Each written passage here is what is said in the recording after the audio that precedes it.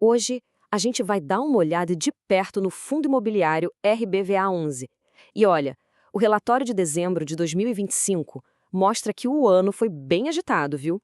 A gente está falando de uma estratégia ativa que, como vamos ver, trouxe uns resultados bem impressionantes. E que resultado, hein? A gente está falando de 28,4% de valorização na cota do fundo só em 2025. É um desempenho e tanto, né? Superou o IFIX, que é o principal índice do nosso mercado. Aí fica aquela pergunta no ar. Pois é, o que será que está por trás desses números? O que fez essa performance ser tão forte assim? É exatamente isso que a gente vai desvendar agora. Vamos analisar a estratégia, os movimentos que eles fizeram e o que estão pensando para o futuro.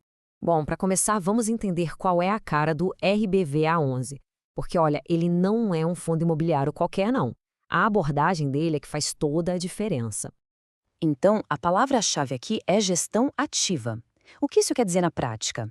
Que a equipe não fica só sentada esperando o aluguel cair na conta, sabe? Pelo contrário, eles estão o tempo todo comprando, vendendo, reposicionando os imóveis, tudo para gerar mais valor. E o foco deles é total no varejo de rua. E mais legal é ver como esses três pilares se conectam. Pensa só, eles montaram um portfólio pioneiro em varejo de rua, certo? Mas a mágica mesmo, o pulo do gato, está nas vendas estratégicas. É o que eles chamam de reciclagem de portfólio. Funciona assim.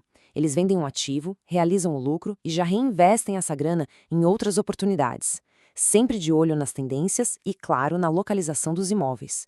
É um ciclo que não para, sempre buscando otimizar.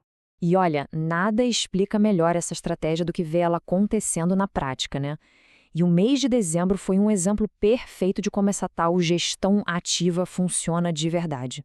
Então vamos lá. O primeiro grande movimento foi fechar um acordo com a Caixa Econômica Federal. Basicamente, o fundo devolveu 3 agências para o banco. Só que, claro, não foi só uma devolução simples. Teve muito mais coisa aí no meio. Olha só esse número, 17,7 milhões de reais. Esse foi o lucro líquido da operação. Quase 18 milhões de reais com uma única transação. É um resultado e tanto, que obviamente mexeu bastante com os números do fundo naquele mês. E esse gráfico aqui mostra bem o sucesso dessa reciclagem. Pensa bem, ao longo de 13 anos, essa operação deu uma taxa interna de retorno, a famosa TIR, de quase 17% ao ano. Isso superou e com folga a inflação e o CDI. E não foi só o ganho financeiro não, teve um benefício estratégico importante também. Diminuiu a dependência que o fundo tinha do setor bancário. Mas, como eu disse, a gestão ativa não para. No mesmo momento em que eles estão realizando um lucro desses, o fundo já está de olho no próximo passo, no crescimento. E qual é o plano? Uma nova emissão de cotas para levantar mais capital. E o objetivo dessa captação de 80 milhões de reais é bem direto: comprar mais 3 imóveis. A palavra-chave aqui, de novo, é diversificação, ou seja, mais inquilinos, mais setores e mais regiões diferentes no mapa. Tudo isso para deixar o fundo ainda mais forte, mais resiliente.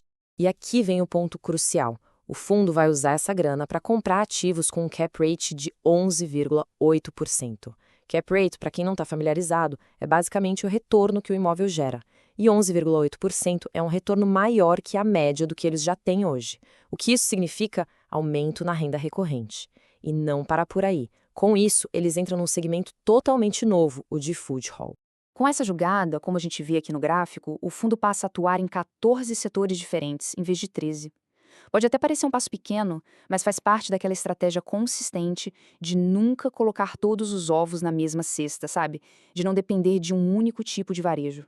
Ok, agora vamos dar um passo para trás e olhar a figura completa. Porque essas decisões de dezembro não aconteceram do nada, não. Elas são, na verdade, o ponto alto de um ano que foi um verdadeiro divisor de águas para o RBVA11. Essa linha do tempo aqui mostra bem essa consistência. A gente vê vendas que deram um bom lucro durante o ano, como a do imóvel lá em São Mateus, e ao mesmo tempo o fundo fechando novas locações super importantes. Um exemplo é o restaurante Fanfood na Avenida Paulista, que entrou no lugar de uma antiga agência, ou seja, menos um imóvel vago. É a tal da estratégia de reciclagem e otimização acontecendo ali, na prática, em tempo real. E para a gente entender de verdade a importância de 2025, vale a pena olhar um pouco mais para trás, porque o fundo nem sempre foi essa máquina dinâmica e diversificada que é hoje. A jornada dele é bem interessante. O RBVA11 começou lá em 2012, bem diferente, como um fundo passivo com basicamente um tipo de inquilino. O grande ponto de virada foi em 2018, quando eles mudaram a chave para a gestão ativa. A partir daí, a coisa decolou. A diversificação acelerou, eles incorporaram outros fundos, compraram ativos do setor educacional em 2024, até chegar em 2025 com o desdobramento das cotas, que facilitou o acesso para mais gente investir.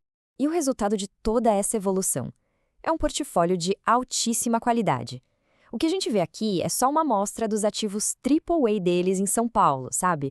Imóveis e endereços que todo mundo conhece, como a Rua Oscar Freire, Avenida Paulista, e com inquilinos de peso, né? Renner, Centauro e a futura loja conceito da Porto Belo, que promete ser incrível.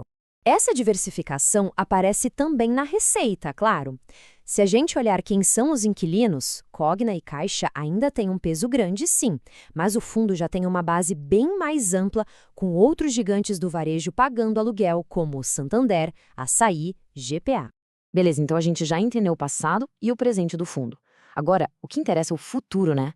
Como tudo isso se projeta daqui para frente? O que a gestão está dizendo que vem por aí em 2026? Olha só, aqui está a projeção deles para o primeiro semestre de 2026. O resultado que vem só dos aluguéis, o recorrente, está estimado em 7,5 centavos mais ou menos por cota. Só que a distribuição mensal que eles pretendem fazer é maior, 9 centavos por cota. Ué, como assim? A grande sacada é que a gestão planeja usar aqueles ganhos de capital, como a da venda para caixa, para completar a renda e conseguir manter uma distribuição mais gorda, mais robusta. E já tem coisa bem concreta para acontecer logo no comecinho do ano. Em janeiro, já entra a última parcela da grana da Caixa. Logo depois, vem a inauguração da tão esperada loja da Porto Belo. E com ela, começa a valer um contrato de aluguel atípico de 20 anos. Isso é muito importante, porque trava uma receita previsível e segura para o fundo por 2 décadas. É uma vantagem enorme ter um contrato desse. E essa frase, que é o lema do próprio fundo, resume tudo perfeitamente.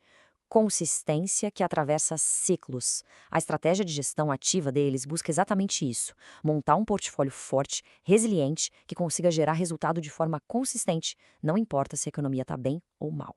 E isso tudo nos leva a uma reflexão final.